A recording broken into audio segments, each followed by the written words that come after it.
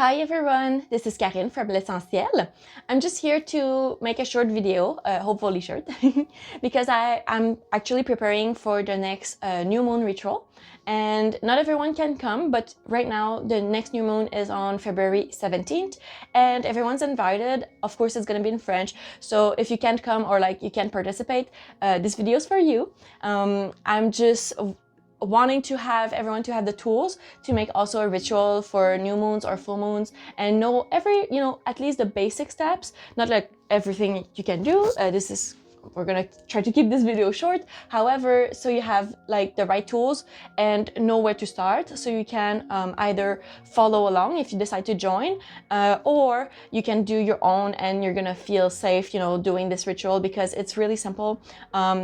Of course, you can add to it, you can, adjust it to your own tastes. However, what I'm going to present to you today is like really the basics to start having rituals every full moon and new moons.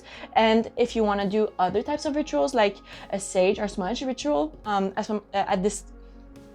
then it's going to be a very similar process because what I'm going to show you today is like the basics of most rituals.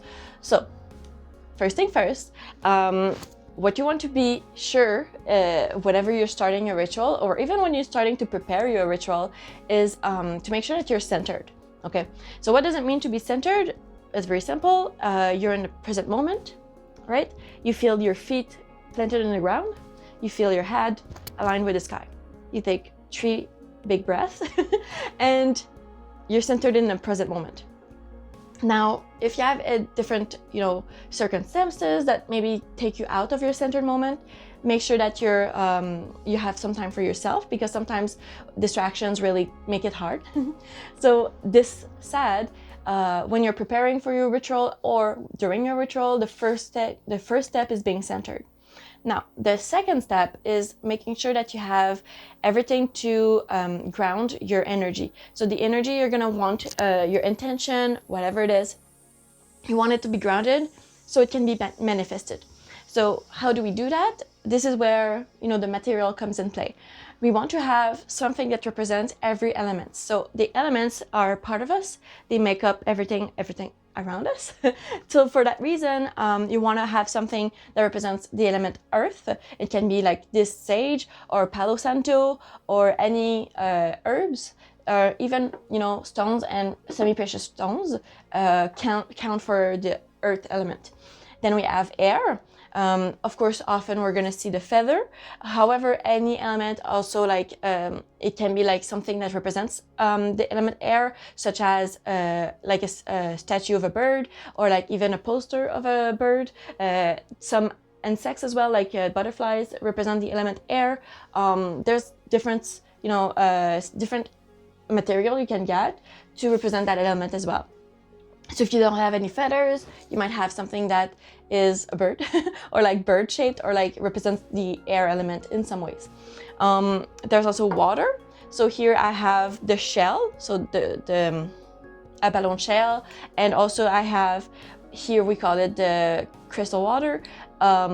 It can also be like what's a word for that? Blessed water, or it can be any type of ritual water, such as moon water. If you don't have any of those, like I said, shells are fine. It can also be something that represents the water element, such as a dolphin, or like, again, a statue of a dolphin, the drawing or the poster of a dolphin. Doesn't have to be a dolphin, can be any fish, the whale, any aquatic animal, the frog, the turtle. It doesn't matter. What's important is that it holds the element water for you. And lastly, but not least, we have fire. Of course, a lit candle is best.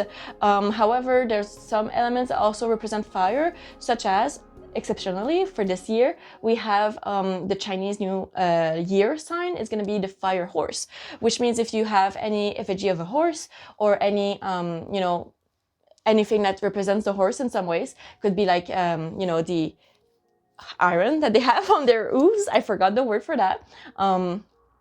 The horseshoe. It could be anything like that that represents the horse. It would also represent the element fire because we're entering the fire horse year.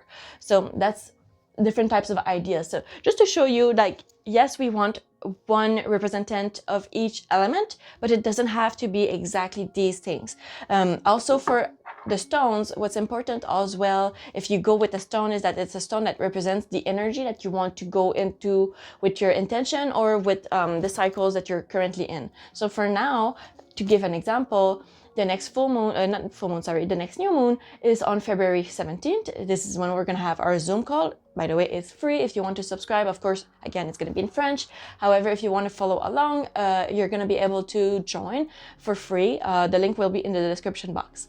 So this said, for the next new moon, because we have the new moon in Aquarius and we have the fire horse also year starting, what the energy I feel we're gonna be in is a lot of energy of liberty, like freedom, and also transformation and any type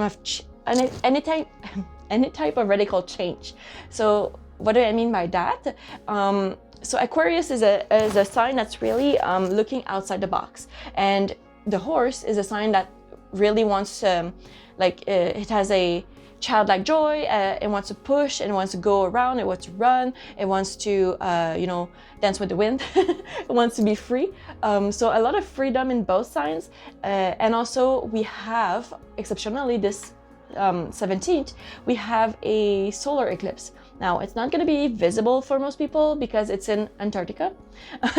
But for that reason, though, it's still having some sort of effect because it's entering into the Aquarius sign as well. Therefore, the solar eclipse brings also radical change. It brings transformation to a deep level. For that reason, I think the energy we're all going to feel in some ways is the want to bring some intense or radical change in our lives. And I decided to go with my intention to go with that energy as well. So I brought here a tourmaline. However, any protection stone would do in this case, and I would recommend more of an obsidian.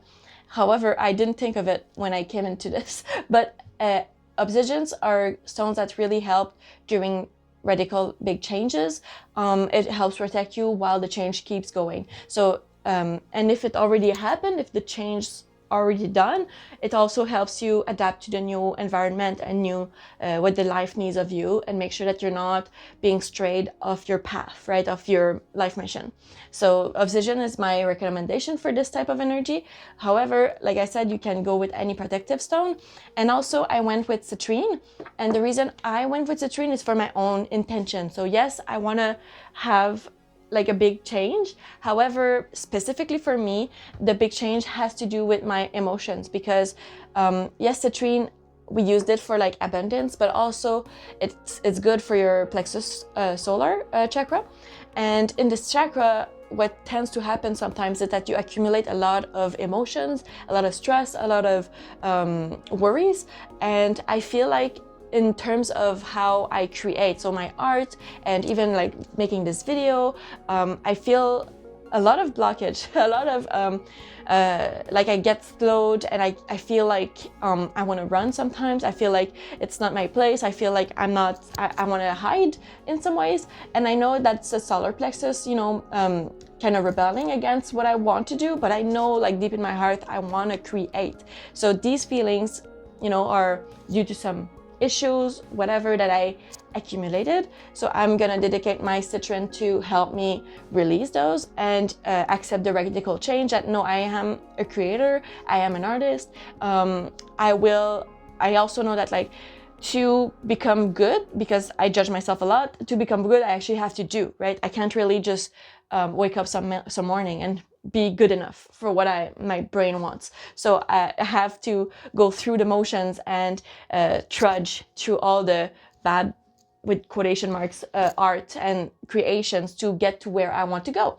So for me, the radical change energy, the citrine, they're gonna help me sort through these feelings. And the other thing, I don't want to run away from my feelings. I need to sit with them. So the citrine is gonna help me do that, because right now I am running away from my feelings, and I can feel it. Like whenever I want to do something, it's like I'm taking a horse and it's not wanting to go, right? So it's like really budging. So I'm in this energy right now. So I know for my personal intention for this new moon, I'm gonna take these feelings, put them in the violet flame. I want them to be transformed and to the deepest level that it needs to go. I'm ready to make that change. I'm ready to get into get dirty, do my art and have the result that it must be before I can grow and evolve in this process, essentially. So this is my intention. Of course, yours is going to be individual to you. So your stones, your choice of energy is going to also change depending on what intention that you want. This is exactly like the second step. So the first step was being centered. The second step was having everything to ground your intention. Of course, the third step is being clear with your intention. And during the ritual itself, you want to probably have a decree or like say something that will make sure that you're clear in your intention. For example, my intention is to be able to go beyond the feelings that prevent me to, I feel, grow as an artist. Then I need to word this a little bit better. So the intention is, positive, clear, and everything. And at the end of it, I would be for the benefit of all, or for as the plan, decided. I know there's like a sentence in English. I should probably have found it before doing this video, but I wanted to go off the cuff. It's okay. But yeah, you would have like this intention that you wrote in advance. Of course, mine's not ready in English, so I'm not gonna try to do it too much off the cuff right now, but you would basically prepare it. So while you do your ritual, you would have it ready. And at the end of it, you want also to do your gratitudes. So you want to thank your guides, you want to thank the energy, you want to thank, fire, earth, water, and air. You want to thank also yourself, your soul, everyone that supports you, everyone that supported you in the past as well. Everything that you decided for yourself that brought you here, and then that you're gonna go in the future also to go in the right direction, in the direction of your intent. So essentially the gratitudes are gonna help you cement these energies in your heart. So the last step, of course, actually can be the first step as well, but I like to do it last, is plan whenever you're gonna do your ritual. So now for us, as we're doing it on the new moon and the full moon, those dates are already set. However, if you can't, or for some reason you don't want to do it on the full moon or the new moon, then you have to choose a date where you're gonna have the necessary time and energy, of course, to do this type of time,